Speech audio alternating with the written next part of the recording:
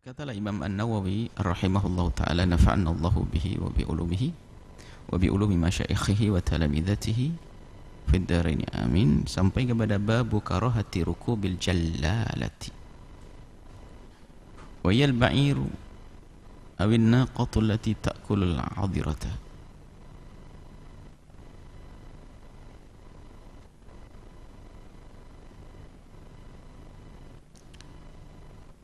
فإن أكلت علفا طاهرا فطاب لحمها زالت تلك الكراهة.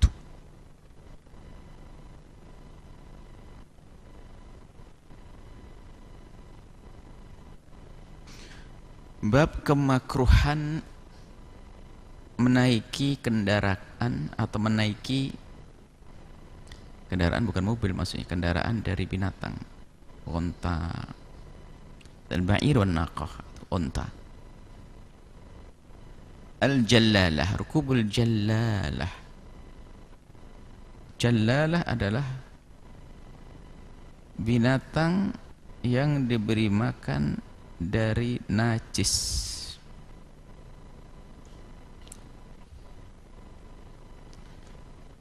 Fa in akala ta'alafa, kalau sudah binatang tersebut kayak onta yang biasa ditunggangi itu, kemudian kok makan alafan, pakan, apakah rumput atau apa yang tohiron, suci, fataba lahmuha, kemudian menjadi kembali baik dagingnya, zalatil karahatu, maka hilanglah kemakruhannya.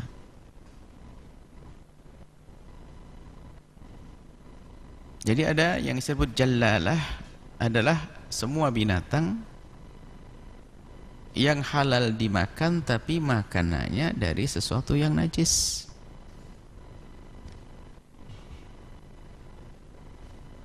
Maka kita mengendarainya adalah makruh, bukan haram tapi makruh. Hadisnya Ibnu Umar dari Sayyidina Abdullah bin Umar radhiyallahu taala anhuma qala, naha, baginda Nabi melarang, naha Rasulullah, baginda Nabi sallallahu alaihi wasallam, Rasulullah sallallahu alaihi wasallam melarang, anil jallalati, dari jallalah, fil ibili, ini dalam unta. Unta sekedar contoh dalam hal ini, akan tapi dikiaskan. Para ulama mengatakan bahwasanya ini hanya sekedar contoh, disebut unta. Selain unta pun demikian. Ayurkaba alaihi, untuk dinaikinya makruh. Rawahu Abu Daud bi isnadin sahihin. Ini masalah mengendarai.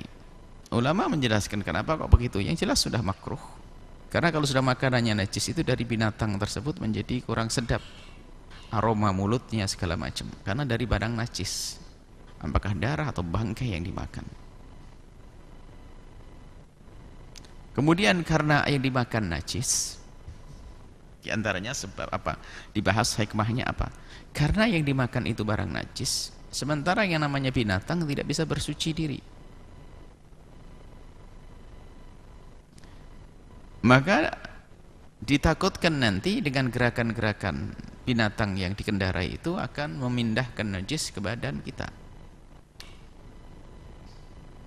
Jika itu benar terjadi, maka menjadikan sebab sholat kita tidak sah. Cuman kan itu belum tentu terjadi, makanya dikatakan makruh di sini, karena mungkin sekali itu terjadi.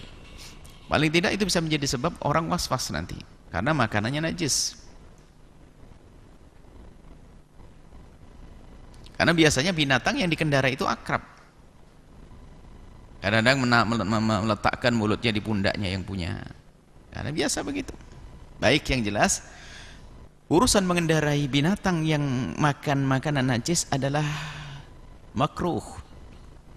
Dan hilang kemakruhannya kalau sudah nanti beberapa waktu diberi makan makanan yang bersih. Kita sambungkan juga hukumnya memakan makanan binatang jallalah. Memang di sini tidak disebut oleh Imam Nawawi, apakah disebut di tempat lain, wallah alam, kita tidak begitu ingat. Yang jelas ada dibahas para ulama bahwasanya makan dari binatang jallalah, jallalah itu binatang yang memakan makanan najis. Bagaimana kita memakannya?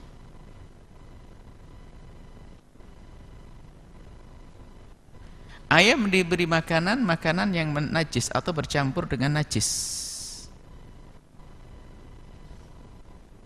Kambing pun demikian, tidak tahu apa lo kambing najisnya apa, ada pohon najis. Yang kebayang adalah ayam, itik, karena biasanya pakanannya itu dicampur sesuatu, dan ini sesuatunya jelas atau tidak jelas. Kalau sesuatu yang najis maka itu adalah najis. Ayam biasa makan kotoran juga kadang. Baik. Nah, yang jelas jika binatang makan makanan yang najis, namanya jalalah. Bagaimana hukum makan dagingnya sebelum dikarantina? Ayam juga dikarantina, bukan kamu saja dikarantina gara-gara pandemi ini santri. jadi karantina ini. Maksudnya sebelum disembelih hendaknya ditempatkan tempat yang khusus, diberi makanan yang bersih. Yang suci maksudnya bersih di sini. Onta, kambing dan seterusnya sama. Kalau sudah diberi makanan yang bersih dalam tempo tertentu, sebagian seperti nukil dari para imam seperti Imam Nawawi dan sebagainya, itu kurang lebih 3 hari deh. Di karantina 3 harian, kurang lebihnya diperkirakan sudah bersih di perutnya, kemudian berganti dengan makanan yang aslinya bersih. Maka ini bukan lagi jalalah. Hukum memakan dagingnya bagaimana? Kita tahu bebek kita makanannya najis, ayam kita makanannya najis. Lalu bagaimana hukum memakan dagingnya? Menurut jumhur ulama, di dalamnya adalah madhab kita Imam Asy-Syafi'i dan juga madhab Imam Malik, juga termasuk ini kebanyakan dari ulama madhab Hanafi, mengatakan bahwa makan binatang tersebut adalah makruh, tidak haram. Tapi kalau sudah dikatakan makruh itu pasti ada dugaan kenapa kok makruh. Macam-macam dugaannya, mungkin masalah kesehatan. Kalau sudah makanannya nggak benar, bisa saja bakteri-bakteri atau apa saja meresap atau berada di dalam tubuh tersebut, tubuh binatang tersebut. Jadi makruh boleh. Jadi boleh kita memakannya, makruh. Kalau kita tinggalkan bagus. Kemudian madhab lain seperti madhab Imam Abu Hanifah dan juga yang dikukuhkan oleh Syaukani dan yang lainnya, itu adalah haram. Imam Hambali, mohon maaf. Madhab Hambali bukan Hanafi. Madhab Hambali adalah haram selagi belum dikarantina.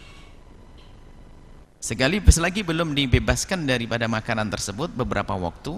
Sebagian mengatakan waktunya tidak terbatas, yang penting diperkirakan bersih saja deh, mulutnya, perutnya bersih, selesai.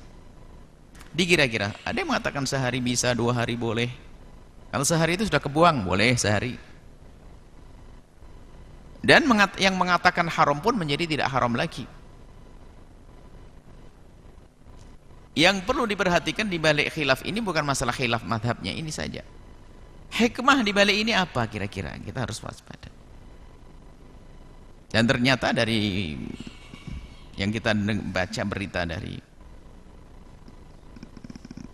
ilmu kedokteran, binatang-binatang yang dipaksakan untuk besar sebelum waktunya, diberi makanan-makanan yang bermacam-macam, itu memang bentuknya saja bisa besar, akan tapi secara kesehatan, dan itu sangat mungkin hal yang najis dimasukkan ke dalam perutnya, tentu akan mengganggu kesehatan. Sementara tumbuh besarnya binatang itu yang paling bagus dia alami, makan makanan yang alami, bukan dipaksakan untuk besar sebelum waktunya, karena itu akan membahayakan tentang kesehatan manusia. Karena sesuatu yang tidak alami jika kita konsumsi juga akan ada pengaruhnya. Maka kemakruhan ini sangat sesuai dengan hal-hal yang semacam ini, hikmah. Bahkan bisa saja menjadi mahram seperti yang diambil oleh madhab Imam Ahmad bin Hanbal dan juga Imam Syaukani. Artinya dalam hal ini kita harus waspada, jangan mengantengkan mentang-mentang makruh. Jadi kalau pengen makan binatang yang memang bukan asli jalalah kalau bisa, yang bersih dari makanannya, kebersihannya. Nah, seperti itu. Ini petunjuk dari baginda Nabi SAW. Baik, selesai masalah jalalah.